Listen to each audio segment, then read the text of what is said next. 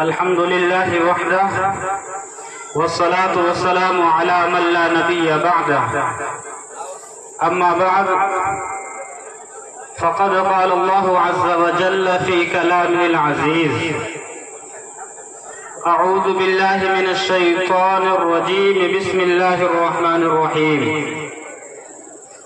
إنا أعطيناك الكوثر فصل لربك وانحر إن شانئك هو الأبتر.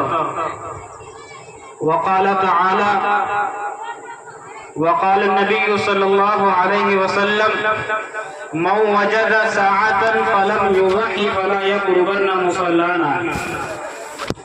صدق الله العظيم وصدق رسوله النبي الكريم ونحن على ذلك لمن الشاهدين والشاكرين والحمد لله رب العالمین. برادران اسلام،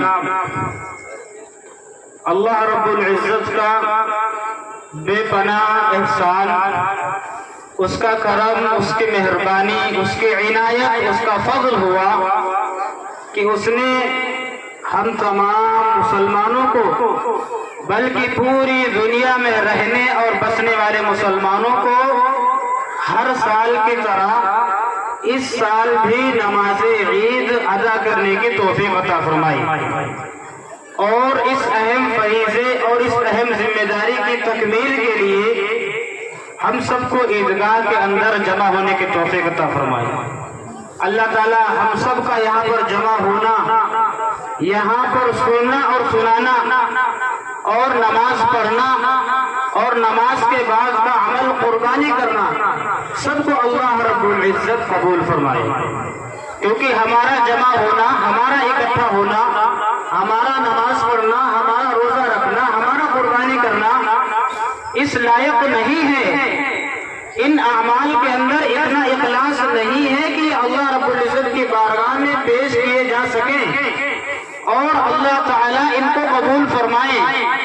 لیکن چونکہ اللہ رب العزت نے ہمیں اعمال کا مکلف بنایا ہے، کام کرنے کا مکلف بنایا ہے، نتیجہ اور اس کا رزلٹ اللہ رب العزت کے ہاتھ میں ہے. اب ہمارے اعمال کا رزلٹ، ہمارے اعمال کا نتیجہ اچھا ہو، اس کے لیے ہم محنت کے ساتھ ساتھ، اعمال کرنے کے ساتھ ساتھ اللہ سے دعا بھی کریں کہ اللہ ہمارے اعمال ایسے تو نہیں، ہماری عید کی نماز ایسی تو نہیں، ہماری قربانی ایسی تو نہیں کہ آپ کی بارگاہ میں پیش کیا جائے اور بنا کسی روح اور رعایت کے قبول کر لیا جائے. بس آپ کی مہربانی، آپ کے کرم کا انتظار ہے کہ آپ ہمارے اعمال کے اوپر اپنا فضل فرمائیے، اپنا رحم فرمائیے اور ہمارے اعمال کو قبول فرما دیجیے. محترم بزرگوں، آج کا دن عید الاضحیٰ کا دن کہلاتا ہے. آج کا دن عید الاضحیٰ کا دن کہلاتا ہے، جس کو ہم اور بقرہ عید بھی کہتے ہیں. عید الفطر کی طرح عید الاضحیٰ بھی ایک مسلمانوں کا تہوار ہے، کیونکہ مسلمانوں کے دو ہی تہوار، ایک عید الفطر اور عید الاضحیٰ. عید الفطر کی نماز ابھی 2 مہینے پہلے ہم نے ادا کی. اب اللہ رب العزت نے ہمارے اوپر ایک اور احسان کیا ہماری زندگی کے اندر کہ ہمیں عید الاضحیٰ کی نماز کے لیے یہاں تک پہنچایا، فریضے کی ادائیگی کے لیے ہم کو منتخب کیا. رہی بات عید الفطر کی، تو عید الفطر کی نماز وہ کیوں ہے؟ وہ اس لیے ہے کہ مسلمانوں نے پورے مہینے رمضان کے روزے رکھے، تراویح کا اہتمام کیا، 5 وقتہ نمازیں پڑھی، تہجد کی نماز ادا کی، زکوٰۃ کی ادائیگی کی، تلاوت اور اذکار کا اہتمام کیا، اسی طریقے سے دوسرے نوافل کا اہتمام کیا. تو اللہ تعالیٰ نے اس کا پھل اور اس کا انعام دینے کے لیے اللہ تعالیٰ نے عید الفطر رکھی ہے. اور عید الاضحیٰ کا مسئلہ یہ اللہ کے نبی حضرت ابراہیم علیہ السلام کا طریقہ ہے، ان کی سنت ہے۔ حضرت ابراہیم علیہ السلام جو ہمارے جد امجد ہیں،